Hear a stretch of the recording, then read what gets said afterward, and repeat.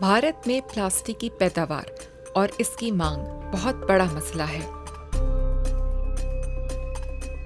हर साल भारतीय शहरी 3.5 मिलियन टन प्लास्टिक का कचरा पैदा करते हैं। कई सालों से हुकूमत प्लास्टिक के इस्तेमाल को कम करने की कोशिश कर रही है, लेकिन प्लास्टिक के शॉपर दुकानदारों और ग्राहकों की जिंदगियों का बड़ा हिस्सा हैं।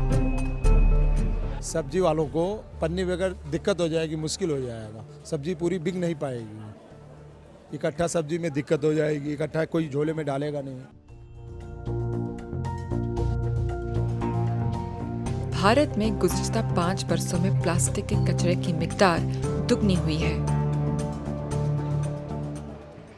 नदी नालियाँ सारी जो हैं इससे भर जाती हैं और क्या कहते हैं, एक तो प्लास्टिक गलता नहीं है, जो कि हमारे अर्थ के लिए और इसके लिए ज़मीन के लिए बिल्कुल अच्छा नहीं है। प्लास्टिक बैन सरकार जो है बहुत अच्छा कर रही है कि जहाँ भी होगा प्लास्टिक पड़ा होगा वहाँ कचरा धुआं वगैरह होगा, प्रदूषण होगा उससे, तो उससे हर एक आदमी को नुकसान है जी। कुछ अफराद के लिए प्लास्टिक का इस्तेमाल तर्क करना बहुत महंगा है। कुछ लोग के पन्नी नहीं देते हैं तो वो हमसे सब्जी नहीं लेते हैं, कहते हैं नहीं देती हो तो किस में रखेंगे हम, तो बड़ा मुश्किल हो जाता है।